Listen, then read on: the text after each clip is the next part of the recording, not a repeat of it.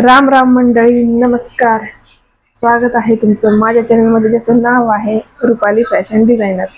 आज मी तुम्हाला ट्रेंडिंग अशी बोटनेक ब्लाऊज डिझाईन दाखवणार आहे, जी की तुम्ही डिझायनर साड्या किंवा काठपदर साड्यावर सुद्धा वापरू शकता. त्यासाठी तुम्हाला व्हिडिओ शेवटपर्यंत बघायचा आहे. जर तुम्हाला माझे व्हिडिओ आवडत असतील, जर तुम्हाला नवीन नवीन डिझाईन पाहायचे असतील, तर माझ्या चॅनलला सबस्क्राईब करा, लाईक करा, शेअर करा, कॉमेंट करा. व्हिडिओ आवडल्यास कॉमेंटमध्ये नक्की सांगा. तर मग आता आपण व्हिडिओला सुरुवात करूया. चला. इथे मी शोल्डर 8 इंच घेतलेला आहे, म्हणजे 16 इंच टोटल शोल्डर आहे. आणि 3.5 इंच मी गळा रुंदी घेतलेली आहे, म्हणजे गळा घेतलेला आहे. तिथून खाली 1 ते 1.5 इंचावर मी खूण केलेली आहे आणि 7 इंचावर खाली तिथं गळा घेतलेला आहे. आणि ब्लाऊजची उंची आहे 15.5, मुंडा आहे 7.5.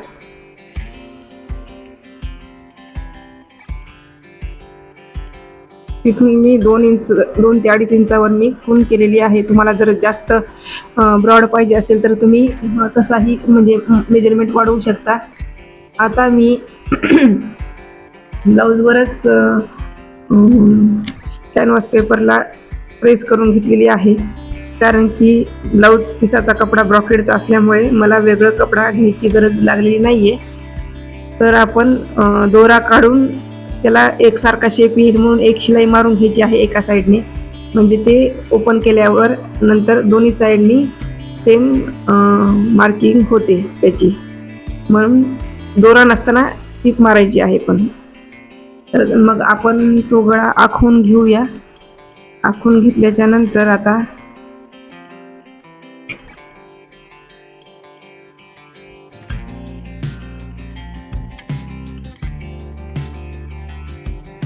ब्लाऊज पीस घेऊया. ब्लाऊज पिसावर मध्ये असं एक नॉच मारून, मध्यभागी पिसावरती पण नॉच मारून एक समान करून घेऊया आणि ब्लाऊज पीसवर ठेवूया.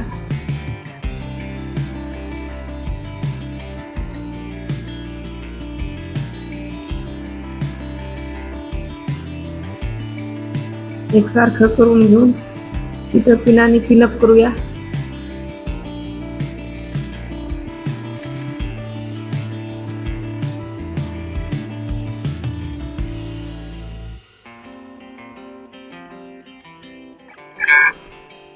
आणि आता त्या जो आपण जो शेप दिलेला आहे त्या कॅनव्हास पेपरवर आता आपल्याला टीप मारून घ्यायची आहे त्या आकारामध्ये.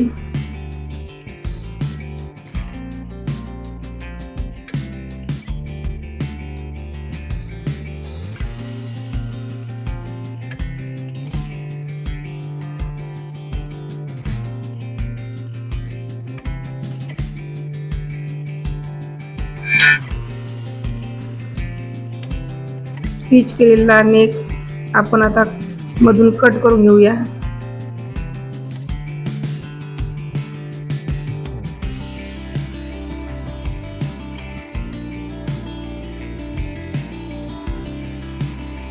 व्यवस्थित असा कट करून घ्यायचा आहे.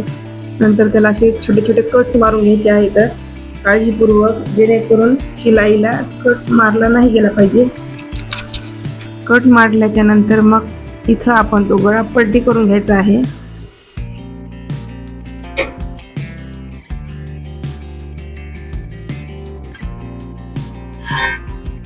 राहिलेलं जे एक्स्ट्राचं जे कॅनव्हास पेपर होता तो आपल्याला कट करून घ्यायचा आहे शेपमध्ये. तो चिकटला असल्यामुळे तो तिथे निघत नव्हता, म्हणून मी थोडासाच काढला. ब्लाऊजला आता पलटी करून घ्यायचा आहे. त्याला व्यवस्थित तुम्ही इस्त्री करून फिनिशिंग देऊ शकता. इस्त्री केल्याने छान फिनिशिंग येते. तुम्ही बघू शकता किती सुंदर असा ड्रॉप शेप तयार झालेला आहे. कुठला शेप म्हणतात त्याला, डायमंड शेप.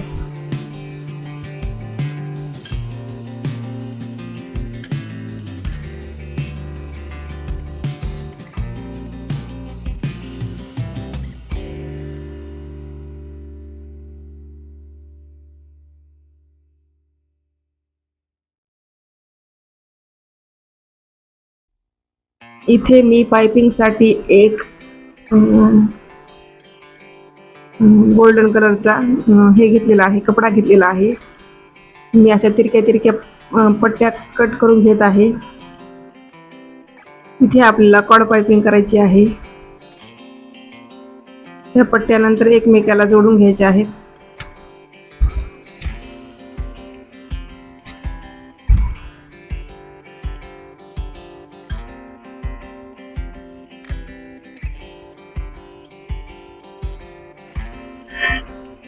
नंतर आपल्याला तिथं ते जी पट्टी कट केलेली होती ती आपल्याला सगळी स्टिच करून घ्यायची आहे.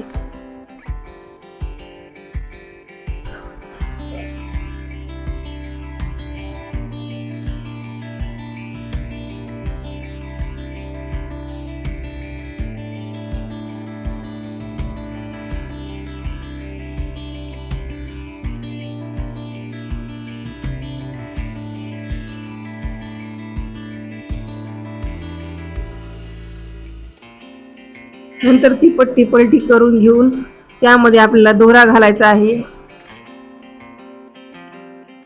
आणि दोरा घातल्याच्या नंतर मग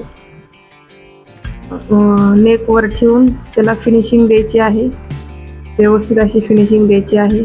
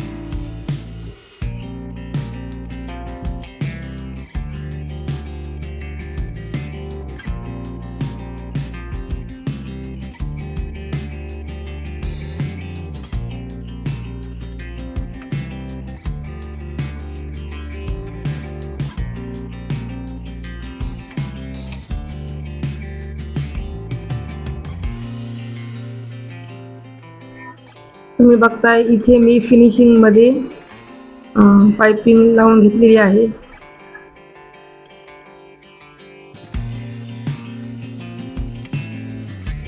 आता आपल्याला वरचा बोट नेक कट करायचा आहे. तो मी आधी स्टिच करून घेतलेला आहे आणि नंतर आपल्याला कट करायचा आहे.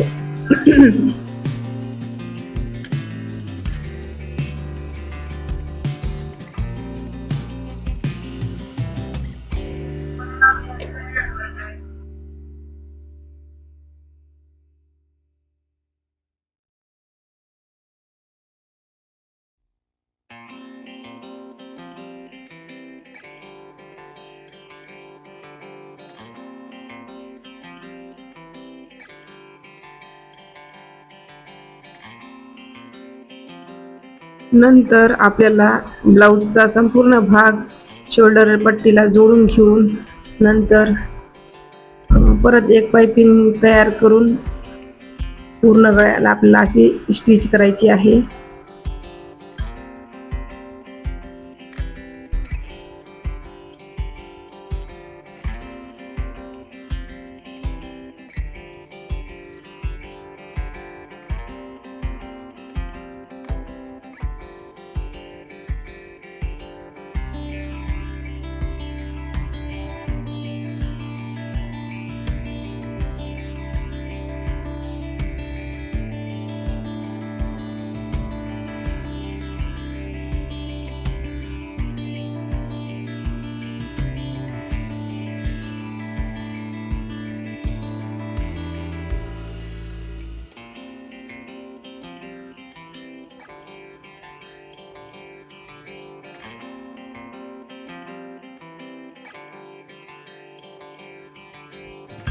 नंतर आपल्याला त्याला एक दाब टीप टाकून घ्यायची आहे.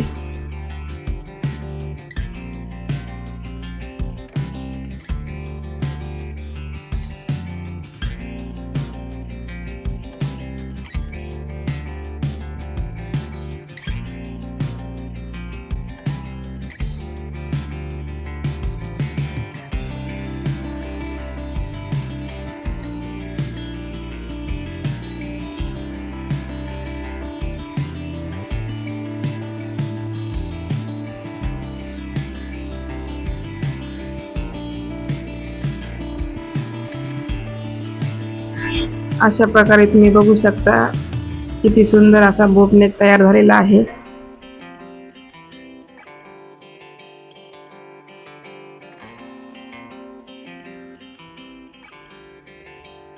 नंतर तुम्ही तिथे त्याच कलरचे बटन तयार करून तुम्ही तिथे लावू शकता. खूप सुंदर लुक येतो. तुम्ही पाहू शकता मेनू क्वीनला घातल्याच्या नंतर तो शेप कसा दिसत आहे, म्हणजे एकूण ब्लाऊज डिझाईन कशी दिसत आहे. तुम्हाला जर माझे व्हिडिओ आवडत असतील तर माझ्या चॅनलला सबस्क्राईब करायला अजिबात विसरू नका. बेल आयकॉनला दाबा जेणेकरून माझे तुम्हाला नवीन व्हिडिओचे अपडेट्स येत राहतील.